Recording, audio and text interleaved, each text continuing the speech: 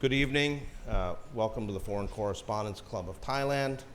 My name is Phil Robertson. I'm an FCCT board member, and it's my pleasure to invite you to today's event about Laos, where we're going to be talking actually about the situation in Laos and also talking about the 12th anniversary of the enforced disappearance of our good friend Sombath Somphone. But before we get into the actual panel, I want to just tell you about a couple events that are coming up in the coming days at the FCCT. First of all, you should know that the FCCT will stay open over the holidays. We will be open over the Christmas week. So if you do want to come by, have a beer, have a special dinner, please do come by. Tomorrow in the afternoon, we're going to have a press conference about 28 Thai contractors' cry from help. This is about the Thai oil Samsung engineering case down in the eastern seaboard. These people have not been paid for over 9 months, and they're going to come and give their side of the story about what is a major issue in the Thai business community and certainly affecting the development prospects in the Eastern Seaboard Project, which is a main driver of economic development in the country. On the 18th of December, that's Wednesday, we're going to have a program on migrant workers connected to International Day of Migrant Workers. This is Thailand's Dilemma, Migrants, Conflict, and Regional Relations, with a very exemplary panel of UN agencies and international NGOs and Thai NGOs speaking about the migration crisis that is now flooding Thailand. And then this coming Friday, we will have a pub trivia night. We have a monthly pub trivia night here at the FCCT, so form your team, come on down for a night of drinks, pizza, and pub trivia. So today, well, actually yesterday marks the 12th anniversary of the disappearance of community development leader, Magsaysay winner, friend, development visionary, Sombath Somphone in Laos. I've been involved in quite a few of these events over the years where friends and family and colleagues demand answers from the Lao government that so far have not been forthcoming. We continue to ask, where is Sombath? We continue to say that we're not going anywhere. We're going to continue to demand answers from the Lao government. His is a case of enforced disappearance in the purest form, and we'll hear more about that from one of our colleagues from the UN who will talk a little bit about the standards connected to enforced disappearance. The Lao government still hasn't even ratified the relevant convention on enforced disappearance, despite saying it will do so. So 12 years ago, on December 15, 2012, Sombath disappeared. He was last seen at a police checkpoint in downtown Vientiane. There is CCTV footage that was recovered by his family that shows exactly the time he was taken out of his car and then later led to another car which drove away. Since then, he's not been seen or heard from. And we're here today to talk about not only his legacy and the ongoing campaign for his safe return, but also what is happening in Laos. And so we have today a panel that includes Shui Meng Eng, who is the wife of Sombath. He was going to speak first. Then we'll hear from Laura Machini, who is a human rights officer at the Southeast Asia Regional Office of the UN High Commissioner on Human Rights, who will tell us more about what enforced disappearance actually is. We're also privileged to be joined by Senator Angkana Nilai-Payjit, who's also a family member of an enforced disappearance case in Thailand. Her husband was disappeared, and she's also a former member of the UN Working Group on Enforced Involuntary Disappearances. We'll also hear from Walden Bello. He's the founder and chair of the board of Focus on the Global South. He's a former elected representative of the Philippines Congress. And also, he was the person who led the ASEAN Parliamentarians for Human Rights delegation, the first delegation to Vientiane, to demand answers from the Lao government about what has happened to Sombath. And finally, we will hear from Sunai Pasuk, who is well known to the club. He's a senior researcher for Thailand and Laos for Human Rights Watch.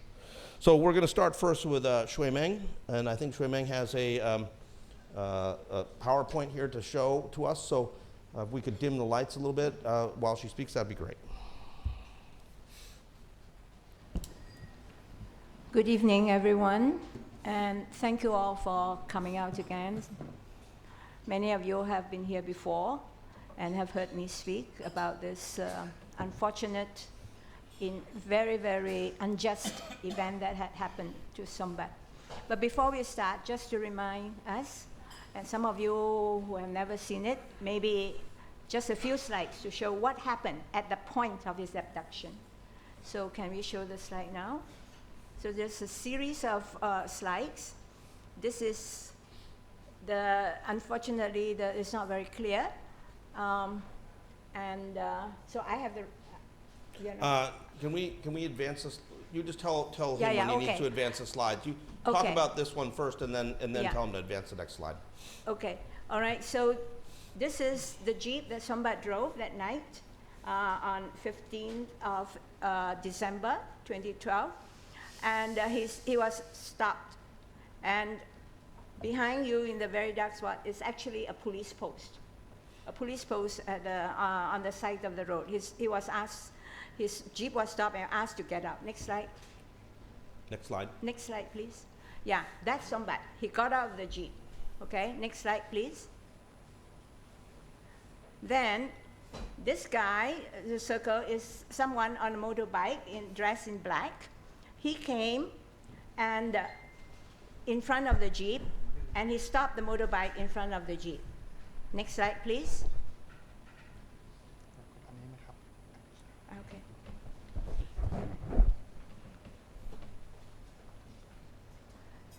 And he drove Sombath's Jeep away. And you see the motorbike was left parked there. Okay?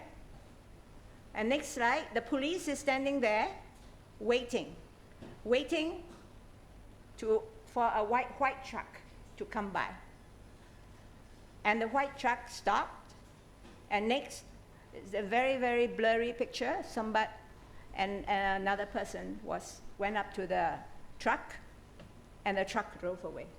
And that was the last time I saw Sombath. Now, anything which has happened to anybody with this kind of evidence, you would have thought that they can't deny it, and I will be able to get Sombath back the very next day. But unfortunately, this is the 12th year, and the government, as Phil has said, has not given me any answer. And I still don't know. I still live in a state of limbo, not knowing where Sombath is, not knowing his status, and not even knowing whether he's dead or alive today. So today we are here, and I've spoken many times every year on an annual basis. And thanks to Phil and human rights organizations who promise not to let this go, and we will keep asking the question. As Phil said, we will not give up until we get truth and justice for Sombath. But today, tonight's event, we're also going to look at what's happening in Laos. What's the human rights situation in Laos? Are there still human rights abuses? Are there still enforced disappearances? Are there same impunity? Is it going on? And my quick response to that is nothing has changed in Laos. Laos continues not to prioritize human rights issues as important or even relevant within its governance system. And in Laos, for those in power, the greatest priority is to ensure that the interests of the party is served and the stability of the state is maintained. And what do you mean by stability of the state? That means no troublemakers are allowed. Anyone who dares to raise issues or criticize policies, development policies, and what the government is doing about the type of investments they're allowed to come into the country, the type of land concessions given out, the evictions of people, the constructions of dam, and so on. Anyone who dare raise any issue of such kind will be considered as troublemakers at best, or enemies of the state at worst. And they will be dealt with in a very heavy-handed manner, and enforced disappearances, judicial killings, extrajudicial killings, unlawful incarcerations, and jailing people for long periods of time because they dare to speak up. It's the standard operation procedures. And those of you who have been following the news in Laos have seen that these things have been happening. And Laos doesn't get to the news very much because it's a small country in ASEAN. It's not like Vietnam or not like Thailand, where investment opportunities are greater. So Laos always has been under the radar screen. And when news of such things happen, it may come out in the press for 1 or 2 articles and then the end of the story. But even though that the Lao government is seldom at the center stage or the focus of international attention, its response to anyone who dares to question it or to ask about its policy, as I say, the tactics are very, very heavy-handed, and they will crush anyone who dares question the policies. And that is the reason why the Lao government continues to do that, is that it is a very effective way to create an atmosphere of fear. Because of what it has done, and the case in point is what happened to Sombath, there is fear. Nobody in Laos, even up to today, would dare to question the government. For example, soon after what happened to Sombath took place, people avoided talking about Sombath. They avoided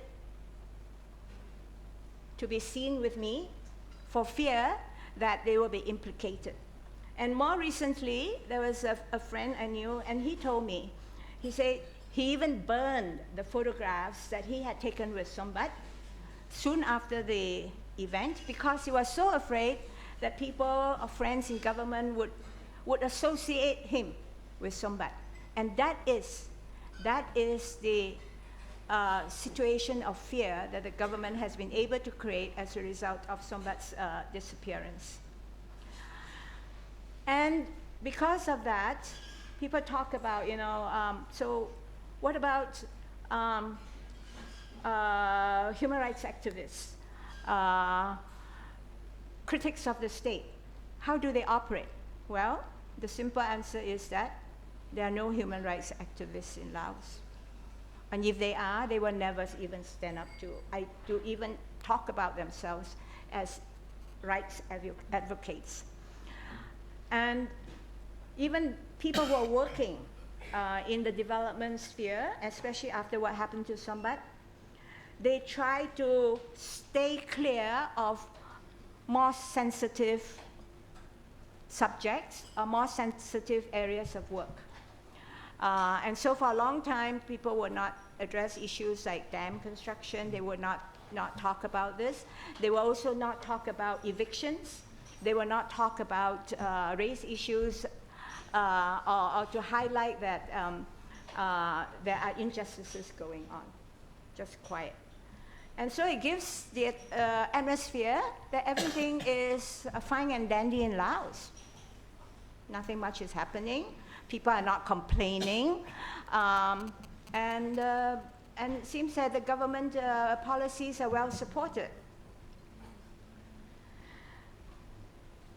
So there's no civil society space, or if there was any before, it was even further narrowed, and people just don't operate in the civil society space. Yes, there are development projects going on, and small groups have been working. There are international agencies, the UN agencies are all present there, and they're supporting the government on many of these development projects. There are a number of international NGOs who operate there, but they work in safe areas.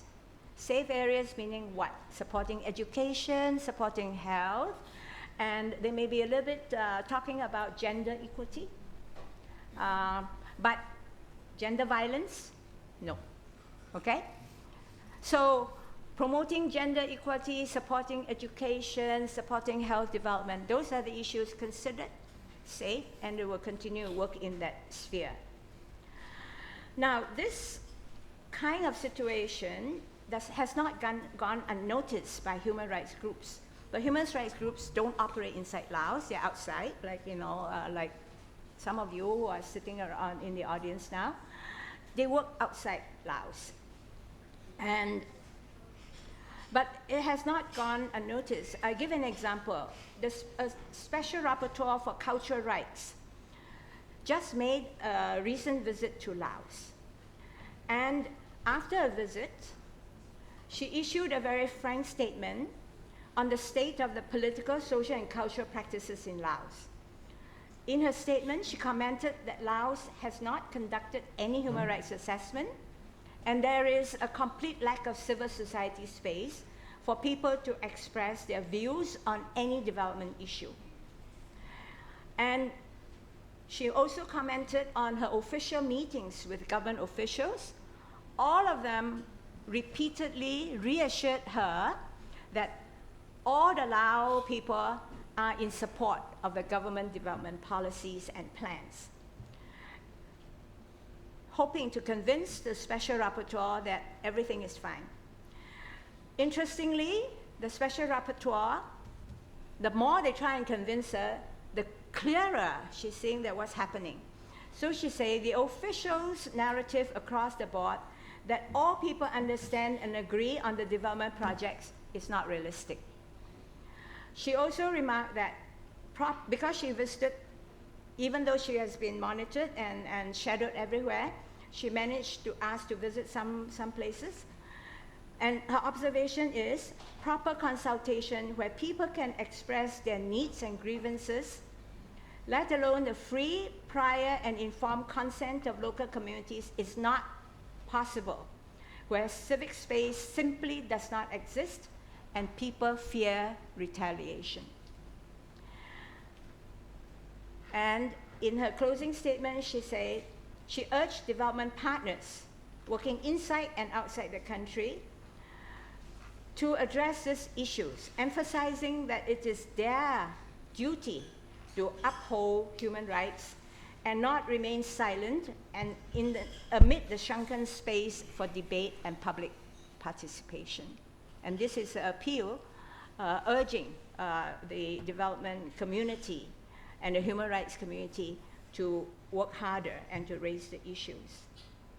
So that, in a nutshell, is the situation of the human rights situation in Laos. I continue to live in Laos. And some of you may ask, so why do they allow you to live in Laos?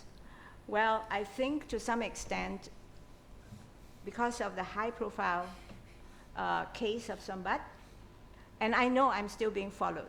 I'm still being followed, and they still track me, but they cannot do very much because in removing me or in intimidating me, then the international community will even be more critical of what they are doing. So on the case of the visitor of the Special Rapporteur for Cultural Rights, I asked around and say, why do they allow her to visit? The reason why the Lao government allowed a Special Rapporteur to visit, she's the second one. The first one was a Special Rapporteur a few years ago, Philip Alston. He's the Special Rapporteur for poverty. And he came out after his visit also with a blasting report about the situation in Laos. So this time they allow the Special Rapporteur for Cultural Rights to visit because they think when people talk about culture, they think that the rapporteur would be praising them on the fact that they have preserved some cultural sites, right? Like the Plain of Jars or declaring Rang Prabang the World Heritage Site. So they were expecting to be praised by what they have done in preserving the cultural heritage of Laos. They really don't even understand the whole TOR of a Special Rapporteur, that they are looking not at how you're preserving the sites, they're really looking at how the rights of the different ethnic minority groups, the cultural groups across the board of Laos, how are they given the right to express their cultural identity and their cultural rights. So that is, to some extent, this also is a comment on the state of the Lao authority and how they perceive issues and how the government should react and how do they need to support the people. So, unfortunately, I'm here again to let you know, it's almost like someone saying we are like a broken record. And again, I thank you all, despite the fact that I've got nothing new to say to you in terms of what's happening to Sombath. I have heard nothing. They have avoided giving any news. There's nothing but a wall of silence. And with the passing of time, it seems that the wall gets thicker and thicker. It's more and more difficult to penetrate or even get any answers. And the people who were involved at that time, some of them have retired, some of them have passed on. So it's very easy for people who are responsible on investigation to say, we don't know. I mean, we were not even here when that happened, despite the fact they still have, things to show them. So what do I do? I mean, in such circumstances, I still have to go on. And for me now, my mission is really to ensure Sombath's work will be continued. His legacies will be continued. His ideas, his perceptions of how development should go, sustainable development, and his commitment to educate young people and to motivate them to focus their work more on, empowering other people. That kind of work needs to go on. So I continue to try and do as much work as I can in those areas. So I have to ensure that this will continue. In 2022, I established Sombath Somphone Memorial Fund, focusing on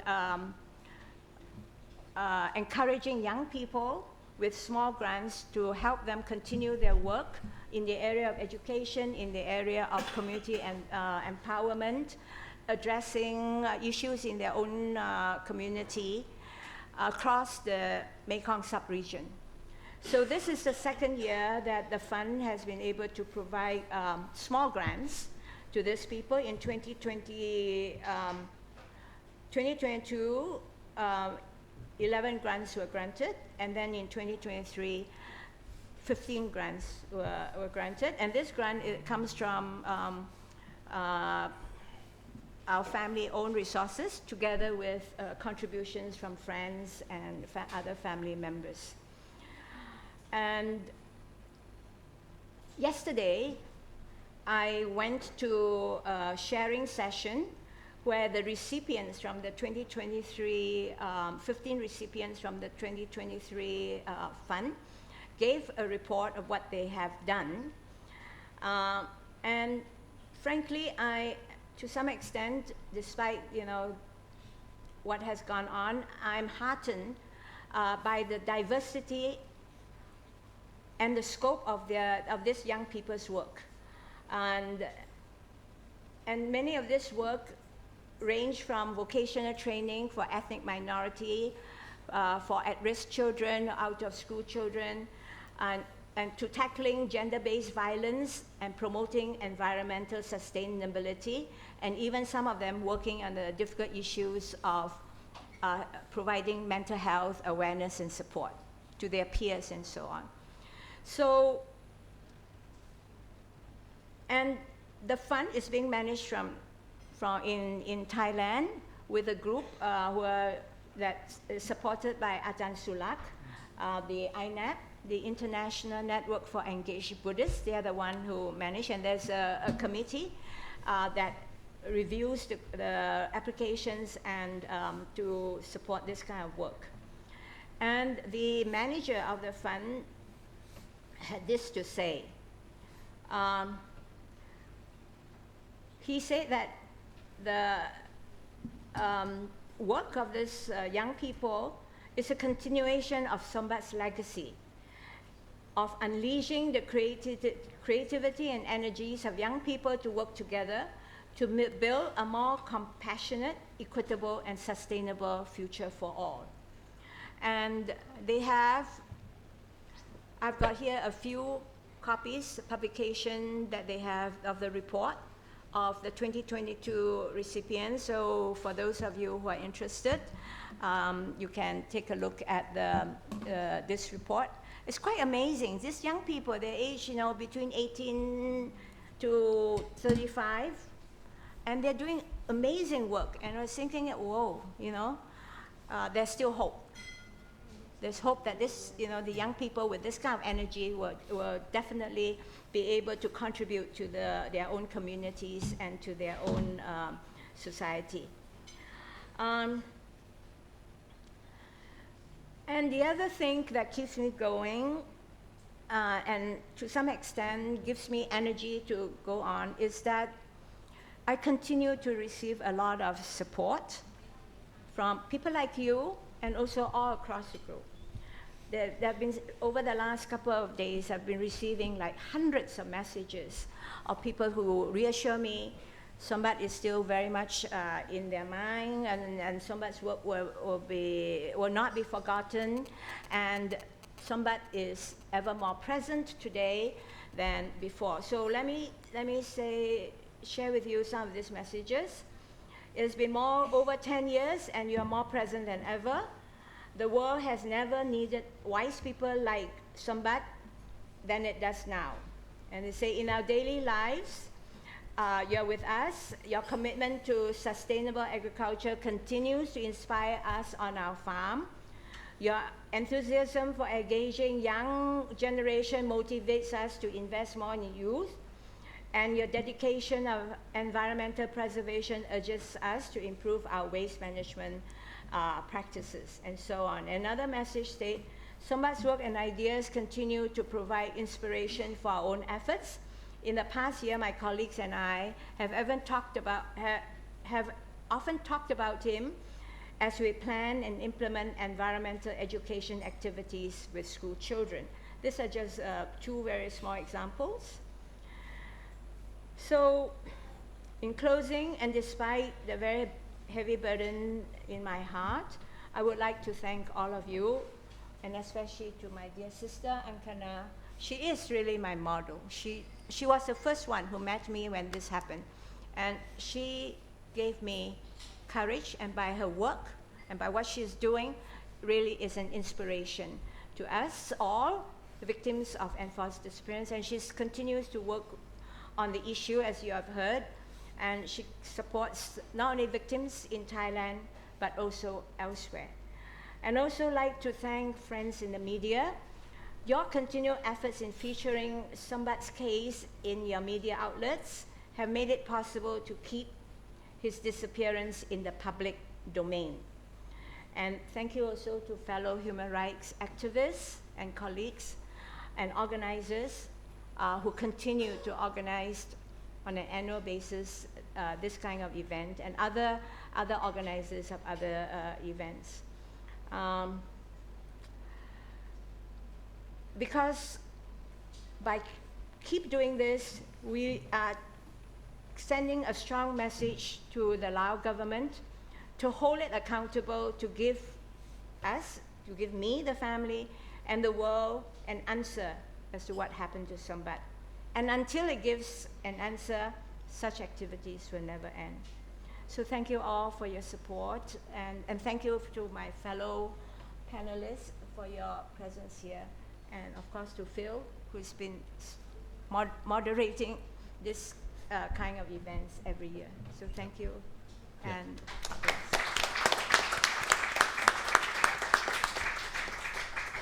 yes. Thank you very much, Ramon. I should also mention, and I forgot to mention at the introduction, that there is a statement that was made.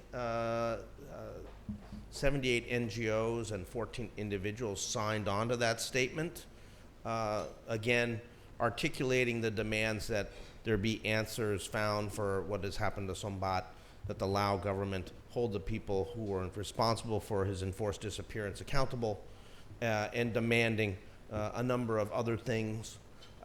There is a QR code in the back at the table where you came in and signed in, where you can get a copy of that statement. I should also thank Andrea Giorgetta from the Fidesz, who has shepherded that statement through. And getting 78 NGOs to sign on to anything is not easy, but he does it every year with a great deal of skill. It's a very important statement, and I would urge you to download a copy of it using the QR code in the back. So now we're going to hear from Laura, who is from the Office of the High Commissioner for Human Rights. She's going to talk a little bit about the technical issues, about what we're talking about when we talk about enforced disappearance. So over to you. Thank you. Thank you very much, Phil. And you need to use No. the, okay. No, thank you. Thank you very much, Phil, and good evening, everyone. I'd like to start by acknowledging Shui Meng, Ankana, and all of the other victims of enforced disappearances and their families for their strength and resilience through these many years, which we admire very much and inspires us to keep advocating for the truth and justice. So thank you very much to all of you.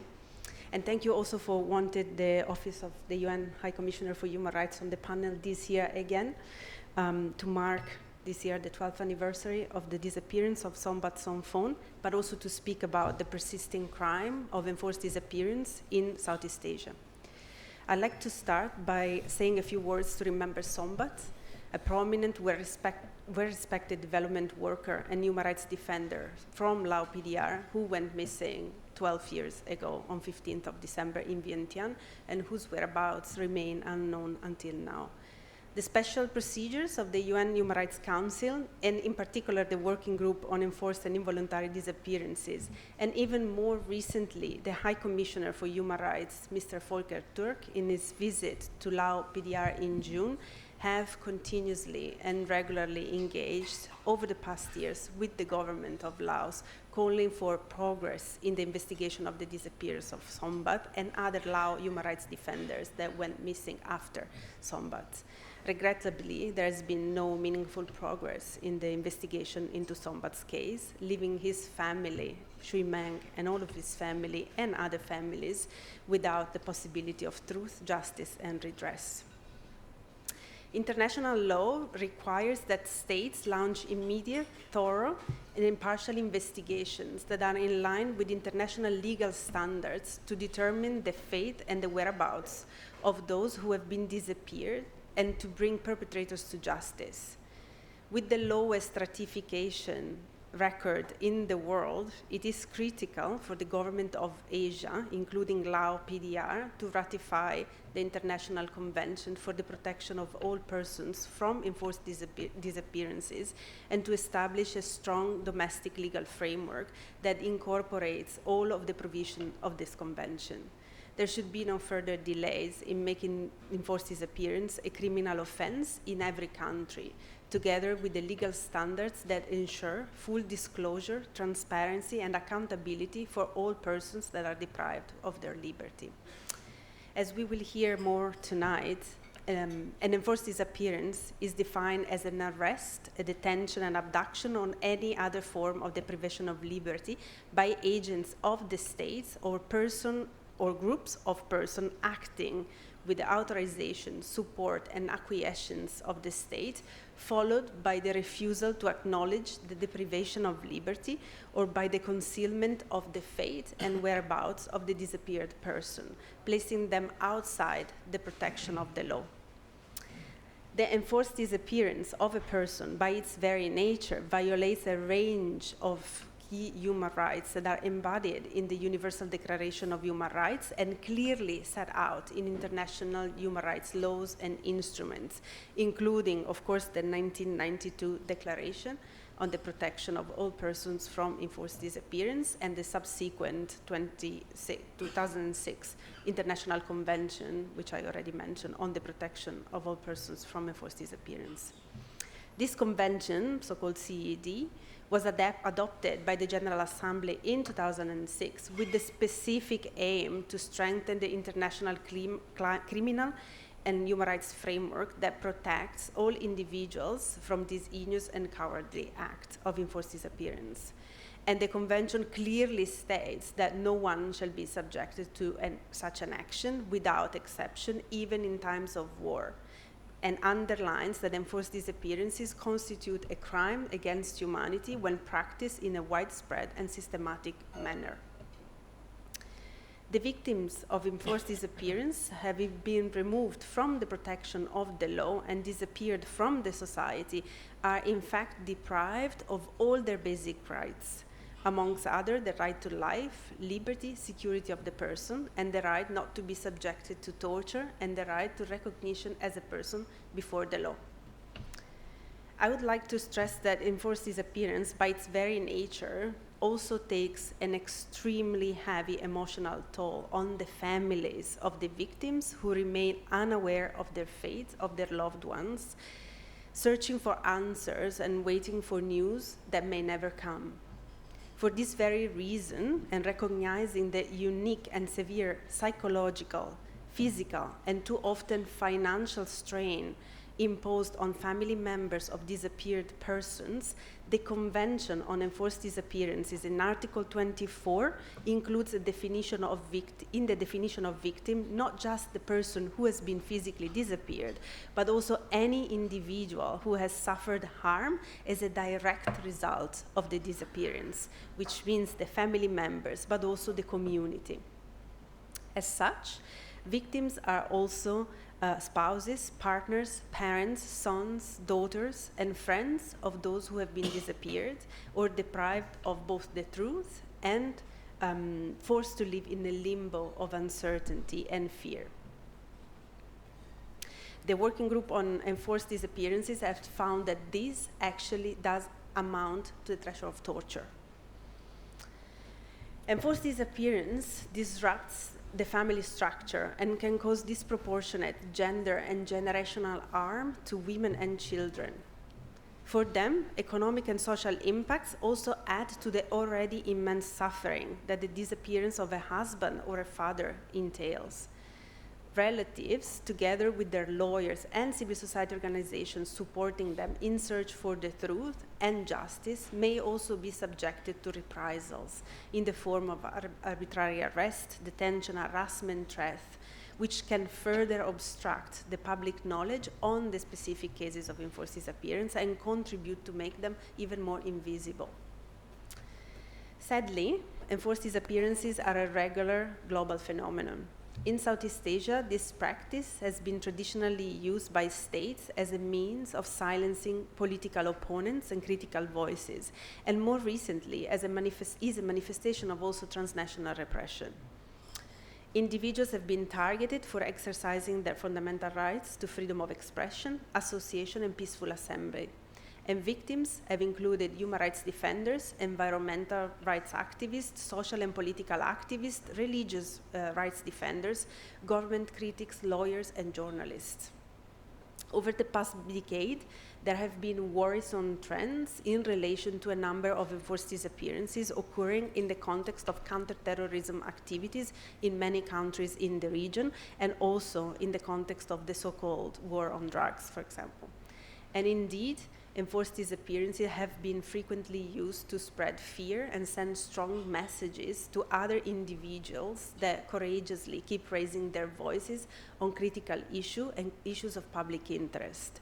And this feeling of insecurity generated by the practice of enforced disappearance is not only limited to the close relative of the disappeared, but it also affects their community and the society as a whole.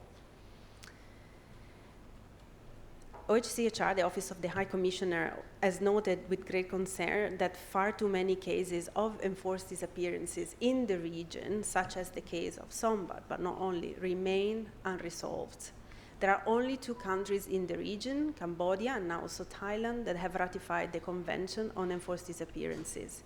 And the lack of treaty ratification and other relevant domestic legislation and overall absence of political will to address the act of enforced disappearance has resulted in long-standing and widespread impunity for the perpetrators that grossly undermine the ability of the victims to obtain justice, truth, and seek reparations.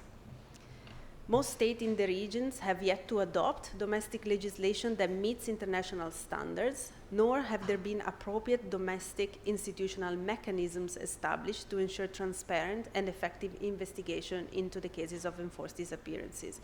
And this has too often resulted in victims not being guaranteed a series of rights, including, of course, and most importantly, the right to know the truth about the circumstances of the disappearance, of the progress in the investigation, the right to obtain reparation in the form of restitution, rehabilitation, or any guarantees of non-repetition, and of course, prompt, fair, and adequate compensation. It should be noted, though, that there are some other countries in Southeast Asia, including Laos, PDR, and Indonesia, that have signed but not yet ratified the convention. And while it's not legally binding at the stage of signing, when a country signs a treaty, they signal their willingness to and they establish an expectation that they will act in compliance with the spirit of the provision and would refrain from any such action that may defeat the objective and the purpose of the treaty prior to its entry into force. So I think I will leave it at this in terms of the general overview, and pass it on to you and other panelists. Thank you, Phil. Thank you, Laura. What you see very clearly is how far the region is off that kind of standard.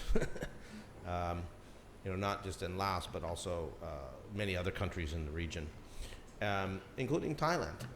And now we're going to turn to Kun Ankana Nilapayjit, who herself and her family are victims of an enforced disappearance. She still does not have answers to what happened to her husband, despite clear evidence that the Thai government at the time certainly knew what happened. So I'm going to turn it over to you, Kun Ankana. Please go ahead. Thank you very much, Phil, and good evening, colleagues and friends. Time flies. Can't believe that today marks the 12th anniversary of Sombath Somphone's disappearance. 12 years have passed without truth and justice, leaving Sombath family still waiting for his return. On 15 December 2012, as Shuming said, the CCTV footage reportedly shows Sombath vehicle being stopped by police at the checkpoint in Vientiane.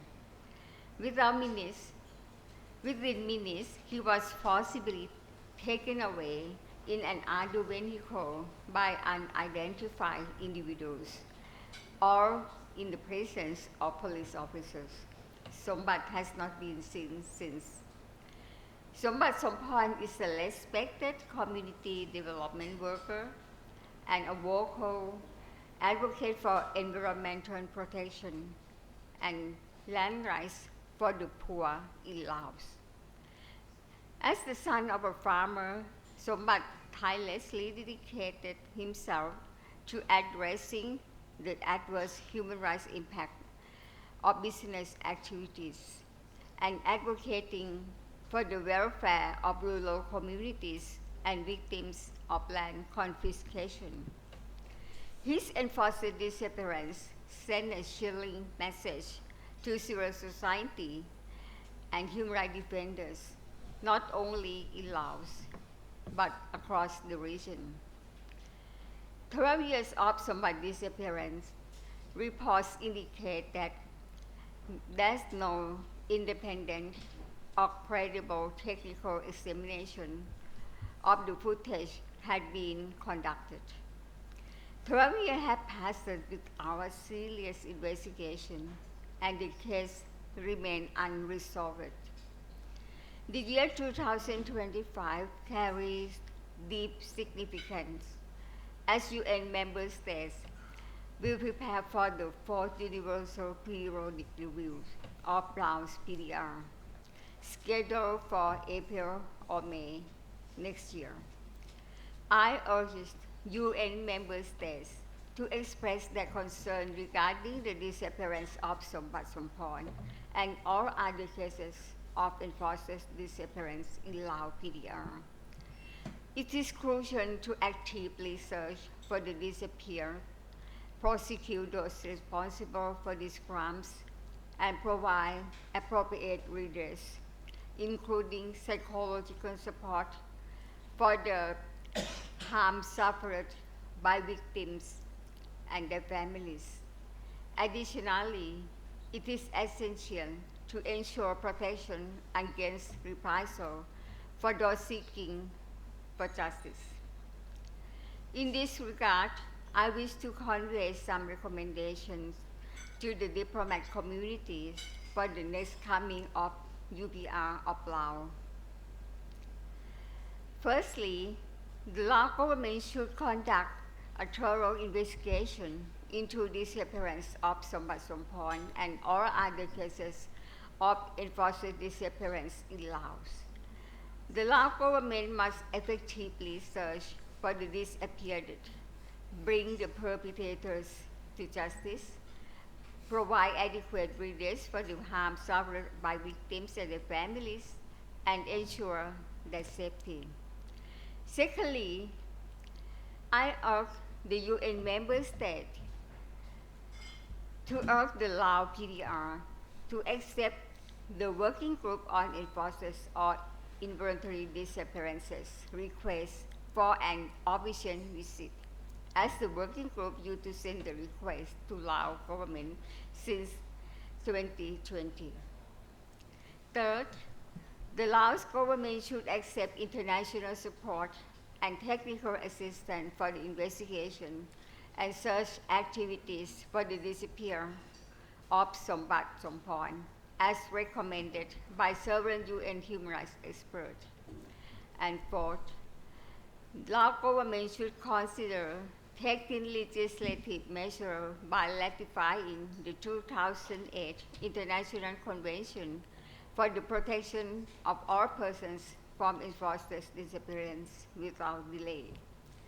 As I conclude, please allow me to emphasize my deep concern about instances of pressure, reprisal, stress, and intimidation against families or organizations working on their behalf, aimed at preventing or discouraging them from filing or pursuing complaints related to enforced disappearances.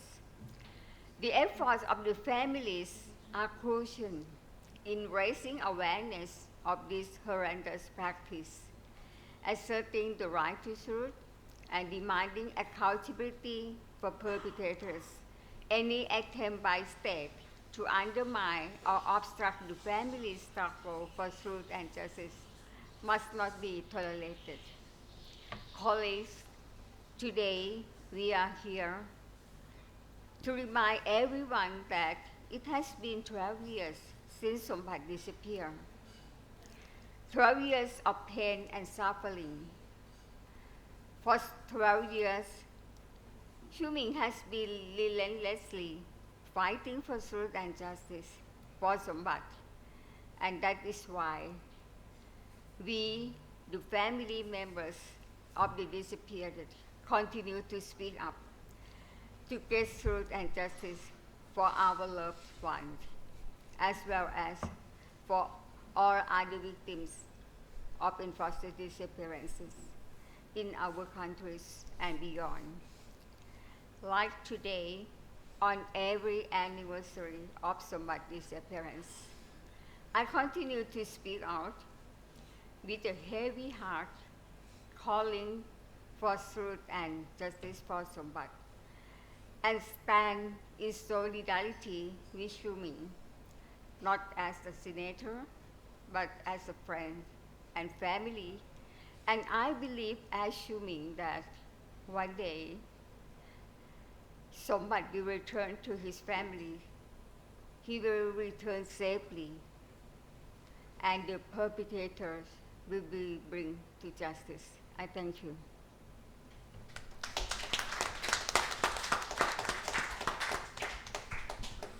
Thank you very much, Ankana. Now we're going to turn to Walden Bello. It's a great pleasure to have him here back at the FCCT. I remember very distinctly the excitement about his delegation going up to Vientiane within, I think, 2 months of the disappearance of Sombath Somphone to demand answers. And they met with the foreign minister, I believe, and other senior officials of the Laos government, and of course also many of the diplomats there, and didn't get the answers that they were looking for. But certainly you felt that something might give, something might happen. And you know, he's here now 12 years on to talk about his perspective on the situation. I should also mention that Focus on the Global South, which he founded, has provided incredible solidarity over the years to this cause, and that's much appreciated. So, Walden, the floor is yours. Thank you, Phil. Shumang, Senator Ankana, and Phil, Laura, and other members of the panel. Thank you for inviting me to speak here tonight on 12 years after Sombath's disappearance. It was, I think, about 3 weeks after the disappearance that a delegation from the ASEAN Parliamentarians for Human Rights that included a Malaysian MP, Charles Santiago, and Indonesian MP Lili Wahid. We went up to Laos at the request of a number of organizations, and for 2 days we met with different officials of the Lao government. Well, first of all, I think that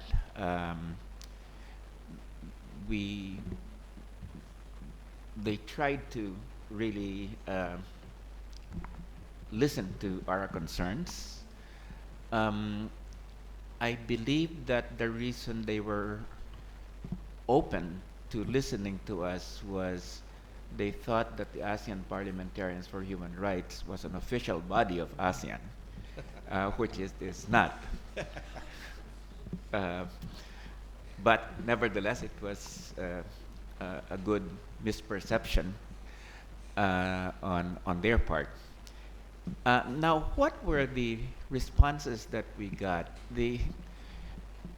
It's a number of responses. One was these were fairly high officials. They would first say that they never really knew what had happened to Sombath. They had no inkling. That was one line of response. Another was that the police had nothing to do with it. Very defensive response that, you know, if you think that the police had anything to do with it, because we had brought up the fact that he had been stopped at a police station, then they denied that outright. a third response was that, well, you know, we understand your concerns, and yes, Sombath is not the first case of disappearance in Laos, and we're working on it. We're still trying to find them, whoever was responsible for it. There was the suggestion on some of people that perhaps it was rogue individuals that were responsible for it and that had nothing to do with the government. But the first secretary, the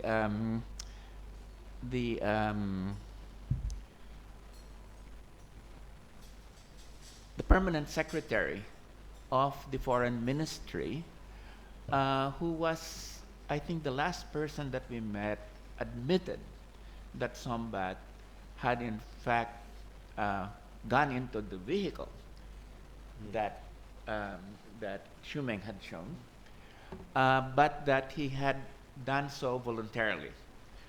And so basically what we had was people who could not coordinate their answers at that point. Maybe it was the fact that the visit came very early, just 3 weeks after, and because of that, they gave contradictory responses. So 12 years on, there were other delegations that went, parliamentary delegations. There were, I think, 2 others that went within 2 to 3 years of that, but never really got the answers. And that these delegations, however, began to meet much more stiff opposition. Okay. There was outright denial, okay, and they never got to meet the kind of high-level officials that we met because the government thought that we were representing ASEAN. So, so the stories, the rejection, the stonewalling became much more pronounced after we went. So we, let me just say here that the issue of disappearances is a real regional and international question. Regionally, we've had disappearances in a number of Southeast Asian countries. In the Philippines, for instance, we've had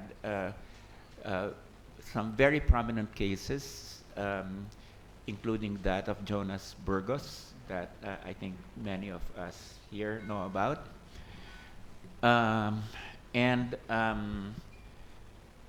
Of course, Kun Angkana's husband is something that that shocked everybody, and in Thailand, and regionally. Internationally, the disappearances are just this on a par almost with the extrajudicial executions in terms of their being rampant. I was a few months ago. I was in Argentina, and I was able to visit the Park of Memory, in which on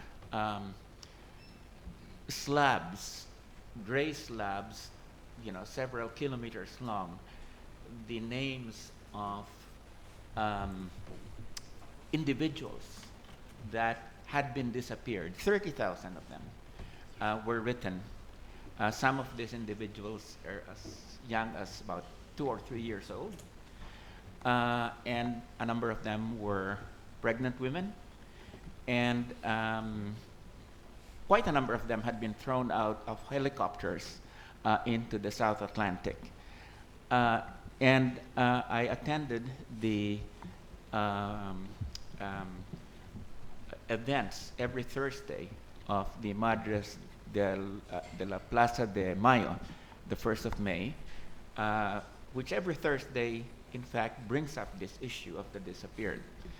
And I brought up the case of Sombath, as well as other human rights disappeared victims in Southeast Asia.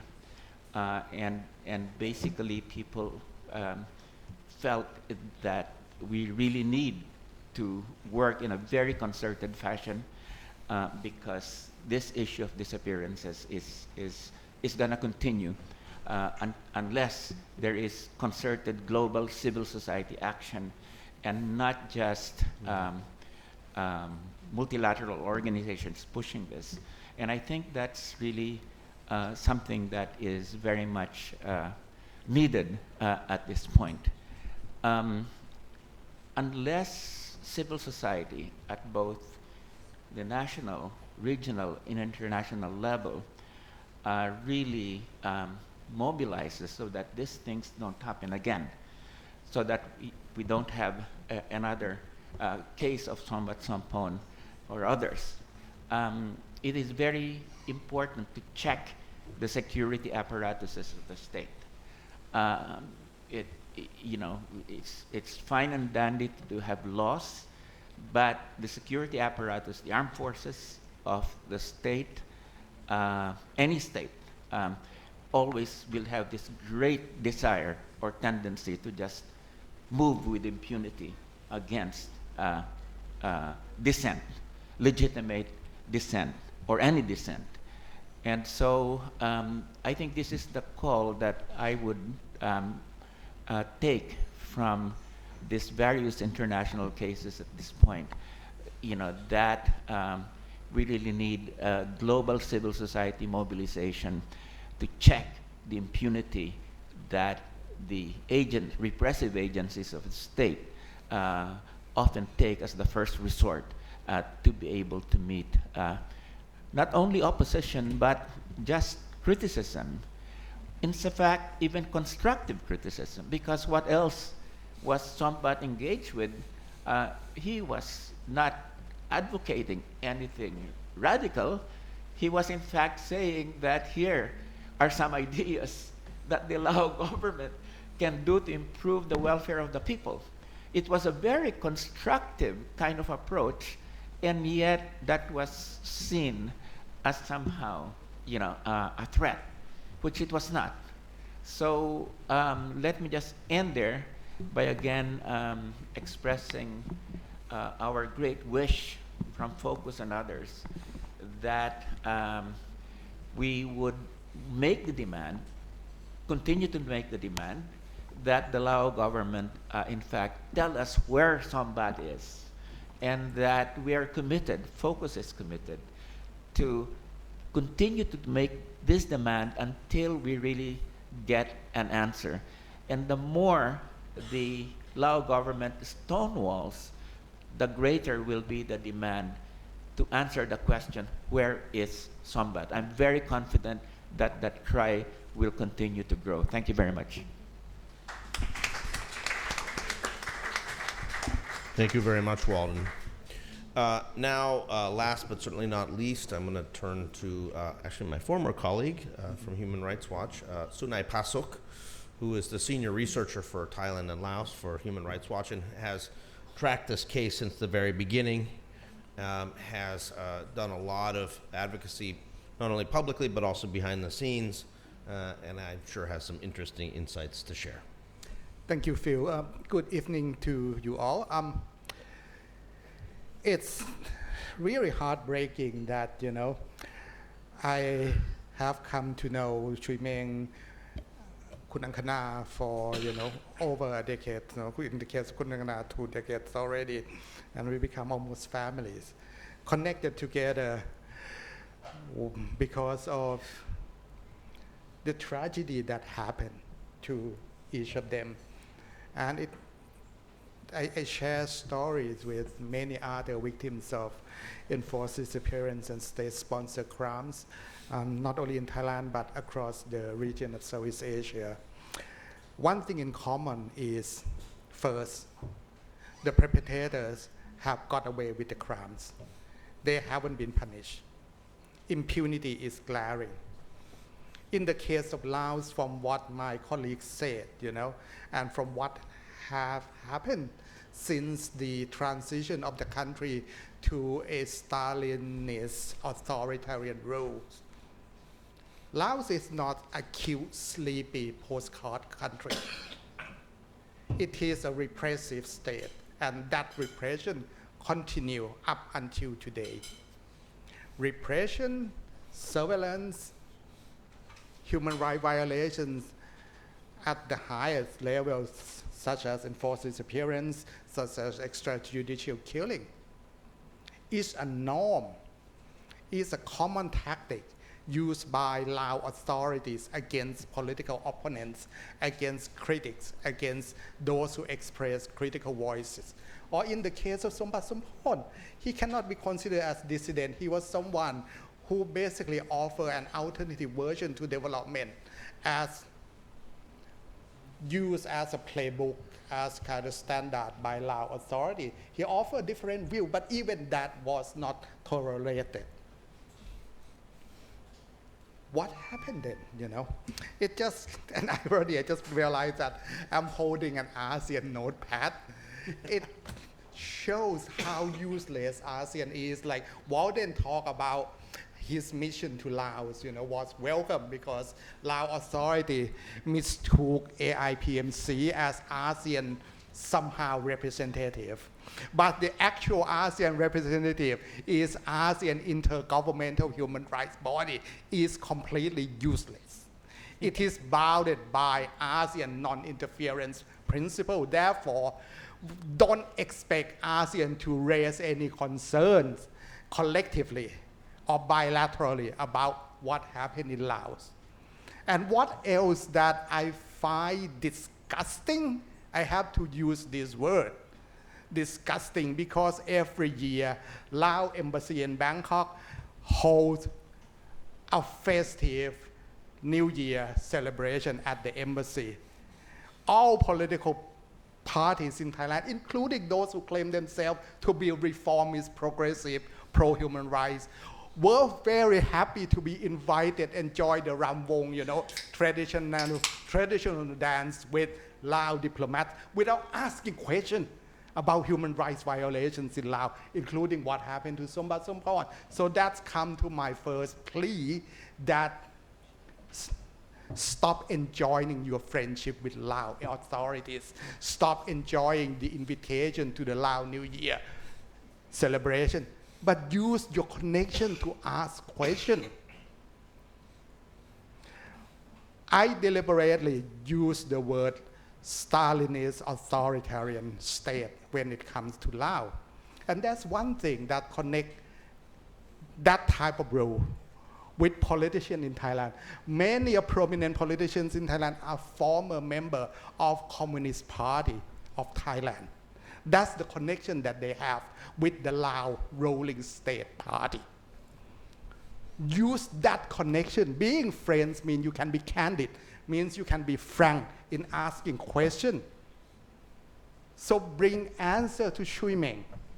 I'm asking Thai politicians who have connection with Lao ruling state party to help bring answer to Chui Meng and her family. What happened to Sombath? Whether we can still expect him to return home safely, or at least know about his fate, his whereabouts. I don't think that is too much to ask. Secondly, countries in Southeast Asia, when I say that ASEAN is bound by non-interference, but ASEAN also have unwritten code of friendship. And that allow, that should have allowed, put it this way, that should have allowed ASEAN governments, ASEAN officials to talk behind closed doors about common concern. Do they want this region to be perceived as lawless, brutal, abusive as it is nowadays. My colleagues talk about human rights violation, enforced disappearance, extrajudicial killing. That was not limited to Laos or Thailand, but it happened in the Philippines and elsewhere in the region. So instead of creating good practice, ASEAN now have, ASEAN Human Rights Charter, but no one respects it. What they do instead is learning from each other how to commit abuses with impunity, how to commit abuses and get away with the crimes, get away with murder. That needs to end. Otherwise, apart from being the last regional grouping in the world that developed its human rights charter, ASEAN remain the region in this world that has human rights charter, but it is completely meaningless. Does it want to be perceived in that way? It can be fixed. Use this informal, behind closed door communication, or they love playing golf together so much, they love going to karaoke so much together. Use such opportunities to, hey, what's going on? These are some glaring cases that we need to show some progress. At least show some progress. But in the case of Sombath, what happened was that, Laos has the term about who we don't know. Despite evidence such as that, they don't know who are those people in the white vehicle that took Sombath away. They didn't know what was the reason behind traffic police stopping Sombath. So blind say, we don't know, but who? That's not enough. And what is quite scary now is that we see this kind of interconnection between countries in Southeast Asia, not only governmental connection, but business investment. And it comes to Sombath case. Sombath, as I said, was the one who offered an alternative model of development, which cannot be tolerated somehow, by Lao authority. So that was, I believe, was the motive of, retaliating him with violence. We have a saying in Southeast Asia that, kill a chicken to scare the monkey. So going after someone like Sombath, who, like Warden said, he was not radical at all. He was not considered as political dissident. He was a development modeler, someone who offered different model, developed different development model, who tried to shape future of Laos through educating the younger generation. So going after someone that's soft, and Sombath was the holder of the Magsaysay Award, internationally recognized development award. So to going after someone who is not confrontational, not radical, internationally recognized, well respected in the country, and then did that to Sombath with impunity. The shocking effect is so real, the fear is so real, so intense. And Lao authority maintained this practice through after taking reprisal against Sombath and get away with the crimes they committed. Later on, there were others who were more critical, more confrontational. They were used, quote unquote, dealt with more violent measures. We had an incident not so long ago of Lao political dissident who was inspired by democracy movement in Thailand and challenged Lao authority using social media. He was shot in the mouth in a coffee shop in Laos. Similar story, similar response, no answer. But who did it? Kon body, bad people did it. But no further explanation. Seeking exile, was that good enough to provide protection? My answer, sadly, is no. There was a case of assassination of Lao dissident who came to seek protection in Thailand. He was shot dead. No answer from Thai authorities and Lao authority. There was another case of Lao dissident who came to seek asylum in Thailand, live and work in Thailand. He was abducted in Bangkok. No answer either. What was kind of evident here is the word used, I think Laura used the word transnational repression. So Laos has become a part of this expanding network in at least mainland Southeast Asia, that governments in mainland Southeast Asia basically do bidding for each other, hunting down, allowing each other to take illegal action against exile dissidents. So when I said Laos is no longer, or has never been, a sleepy Q postcard country, actually the entire mainland Southeast Asia is not a safe place. So action needs to be taken to stop this trend. It was mentioned when the UN High Commissioner for Human Rights raised concern about the network of transnational repression in Southeast Asia. Thailand is part of that, Laos is part of that, Cambodia is part of that, Vietnam is part of that. As we speak today, we have a case of Vietnamese refugee who was arrested by Thai government and is facing imminent threat of being sent back to face persecution in Vietnam. So it's an ongoing trend, it is an ongoing practice which needs to be stopped. It can be stopped in the case of Laos and Sombath, perhaps is more likely than other countries. Why? Laos is dependent of international assistance. That should have been used as entry point. Laos is also relying on international recognition, some sort of legitimacy stamp that it is a normal country. That's why it engaged with even kind of face value, but still it engaged with various international mechanisms. So we shouldn't play along the game of Laos authority by accepting just face value engagement. We should make that more meaningful. So countries that have human rights dialogue with Laos, for example, such as Australia, give Laos a hard time, for Christ's sake, crying out loud, give Laos a hard time, make it conditional to the renewal of assistance of technical support each year by demanding answer, if not result, but at least for the Laos to come forward with answer, admitting that Sombath was forcibly disappeared. That is the beginning point, not just he went somewhere we don't know. That's not good enough, but at least admitting that Sombath was taken away. And then perhaps later follow up by, we are going to investigate who did that to him, and next year come with some sort of answer. So this is something that countries with human rights dialogue with Laos should have done. But sadly, they haven't done it. We know that next May, Laos is going to enter the UN periodic review for the obligations, civil and political rights. Countries that are members of the UN Human Rights Council should also give Laos a hard time. Don't just take it as, this is kind of just something that doesn't have actual binding. Make it binding. Make Laos authorities suffer for the wrongdoing they committed.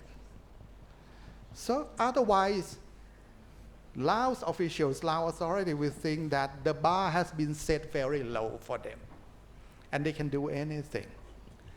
The hope for this region, for Southeast Asia to act, as I said, rely very much on their care for reputation. But when it comes to aid providers, they have teeth. They have teeth to bite, so please bite loud and make sure they scream out loud and cough up the answer, cough up justice. Thank you. Thank you very much, Junai. Number of very good recommendations in there, definitely. We hope that the governments in the region are listening, as well as the governments in the European Union, the US, and Australia, and others.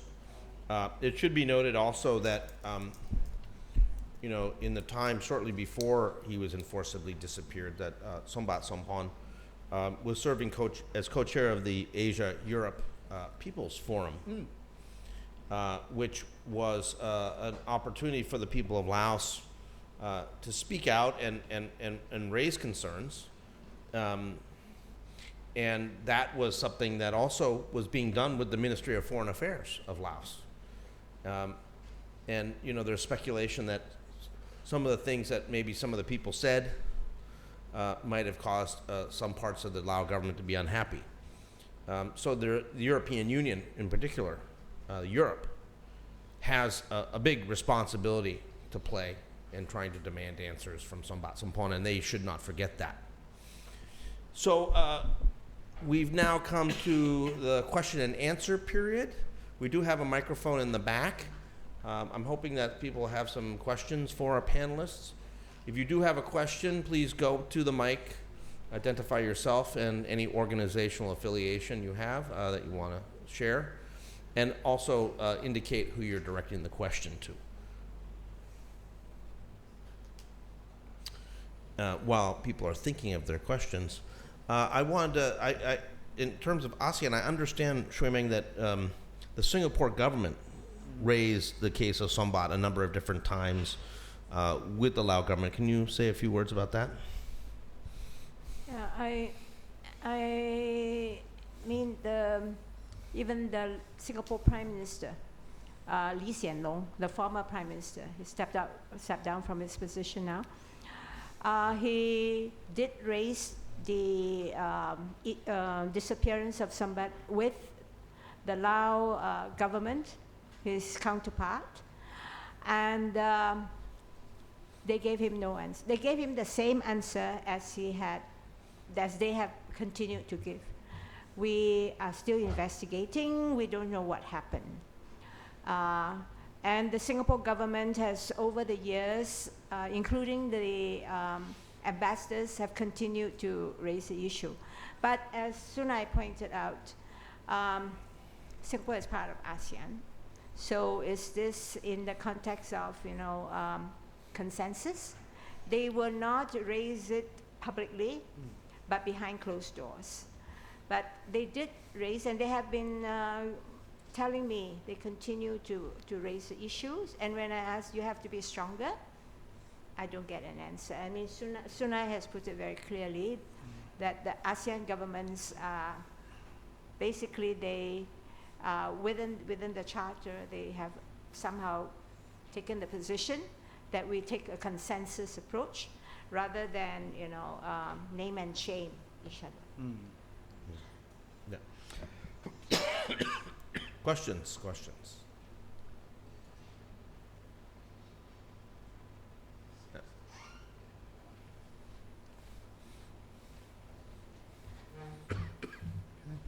Okay, my name is Chris Jeffrey, no particular affiliation.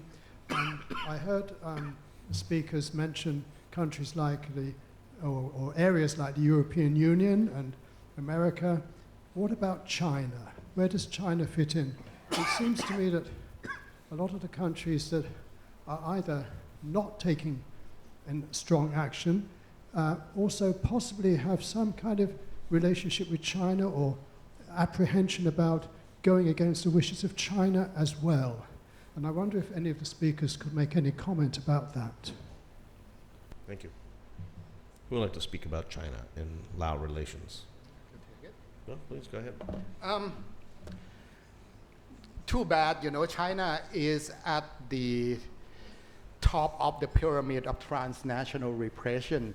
It's at the top of pyramid for state-sponsored abuses, giving model, giving kind of, you know, lessons to countries in this region to deal with political opponents, to deal with critics and dissidents. Laos, in fact, you know, and many countries in mainland Southeast Asia has become a part of the network of transnational repression, hunting down, sending back Chinese dissidents to mainland China. Abduction, when it comes to dissidents in this region, is not limited to native citizens of Southeast Asia. It includes citizens of China who come to seek protection, who some of them even have recognition by the UN Refugee Agency already. Yet that provided them no protection. They could still be abducted and sent back to China. So thinking that China is not going to be the voice of support for human rights advocate. It is the advocate of, not the advocate, it is the leader of state repression that set example for countries in mainland Southeast Asia to follow.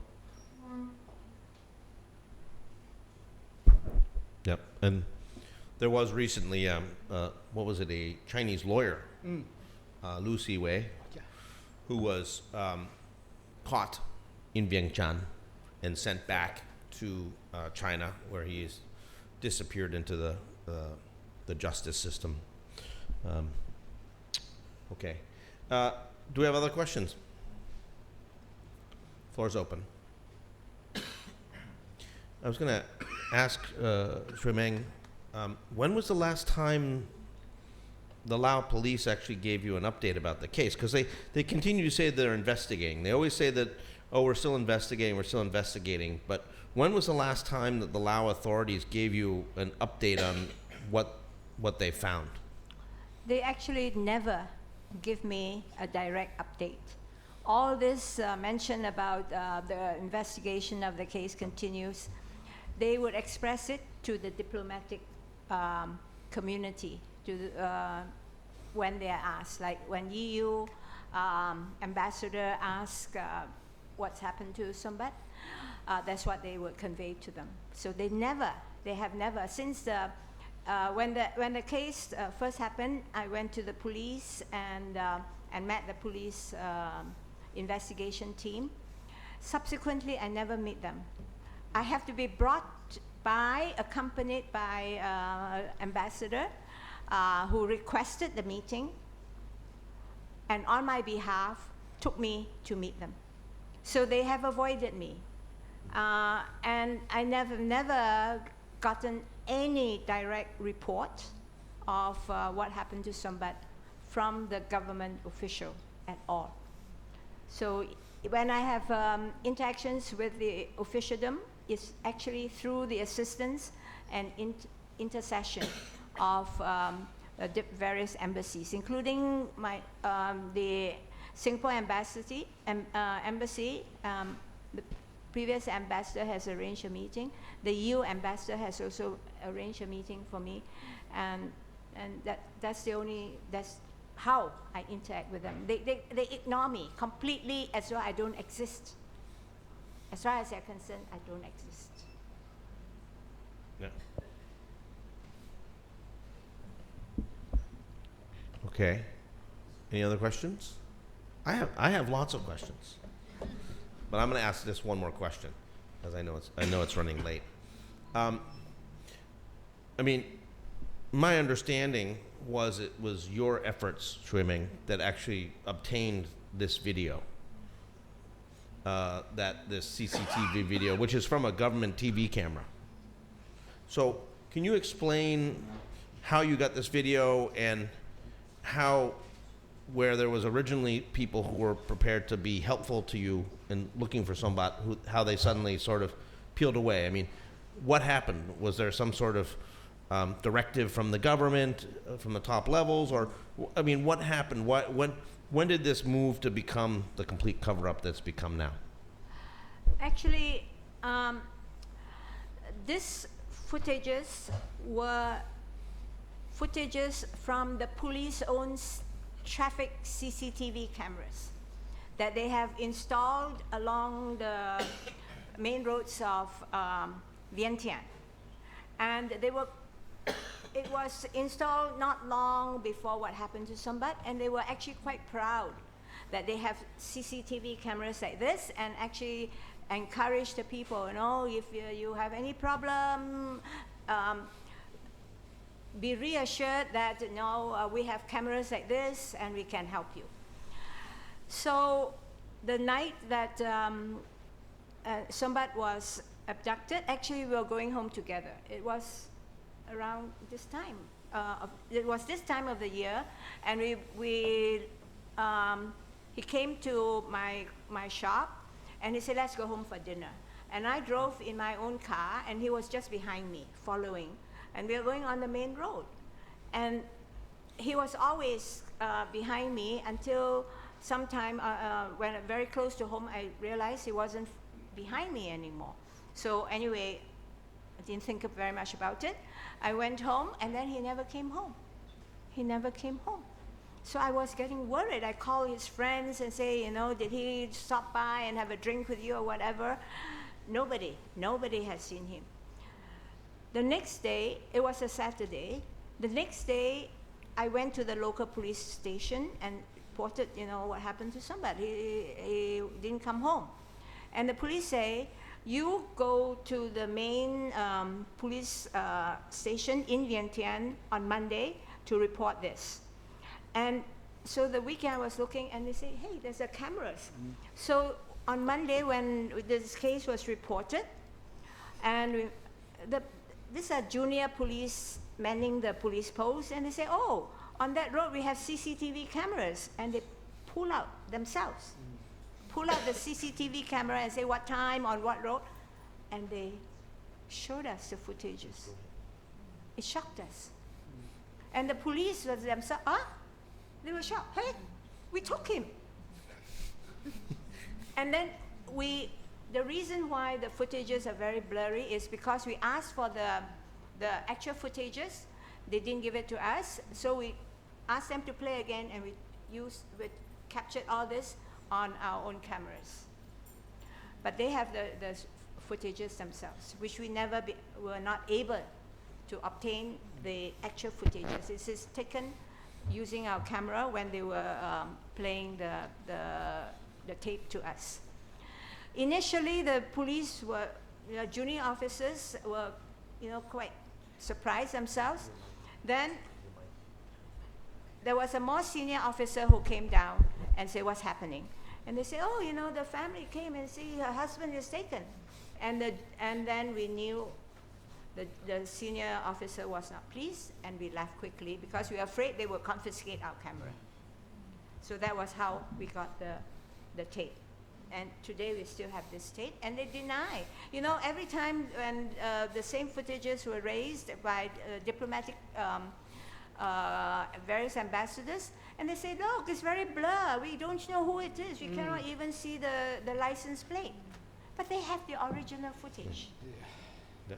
It would be much easier if, if they want. I mean, in Laos it's very small. If they really want to find things out, they will. And I understand that they've refused repeated offers of technical assistance to examine the original tape and tried to do the forensics on the tape. Yes, a number of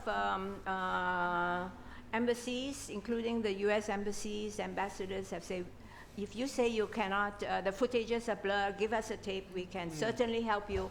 That's technology to improve. You can really see what's happening. They refused. They refused any technical support by any government. And then their response is, we have the technical capacity to do all that ourselves. Okay, we have a question, please. Hi, Elaine Pearson from Human Rights Watch.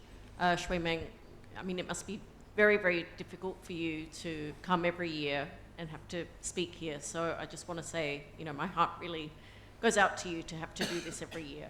But my question is, I guess, two questions. One was, so many foreign police forces are probably cooperating with Laos on a number of issues, cybercrime, trafficking, and so on. So to what extent could some of that police training be made conditional on a police investigation or accepting foreign assistance to conduct a proper investigation? And then secondly, in terms of leverage, Sunai spoke about Australia having a human rights dialogue. We know that the Australian government is also providing technical assistance for human rights training. So to what extent have you raised these issues with the Australian Human Rights Commission? Because again, I feel like that could be a useful point of leverage, that they could insist on there being some follow up in the investigation in order for further assistance to take place? I've done all I possibly could. I have appealed to the Australian embassy, talked to the ambassadors. I went even to Sydney. I went to Canberra with the UN. I also went all the way to Geneva.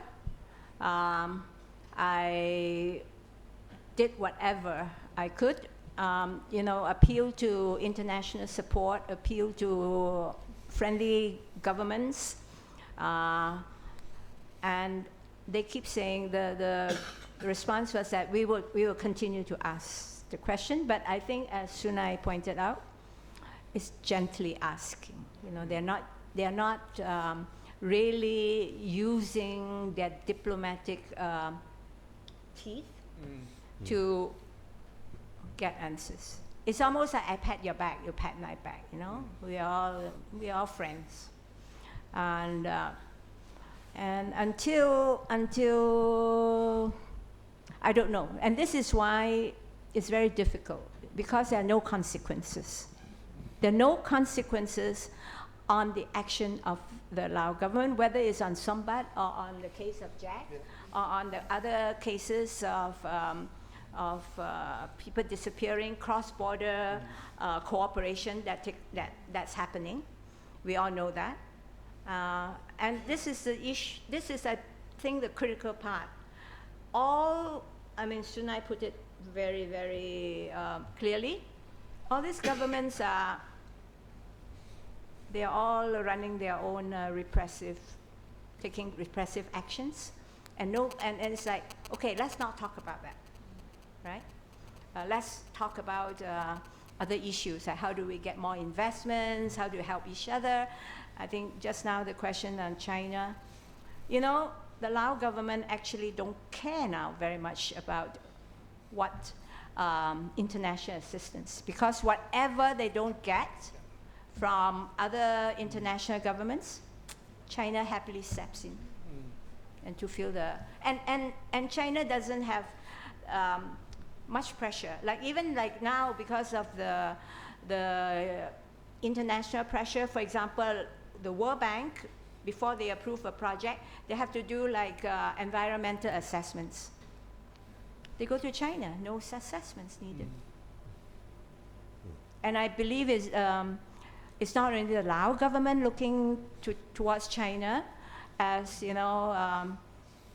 investment partners, other countries too, Cambodia, Myanmar.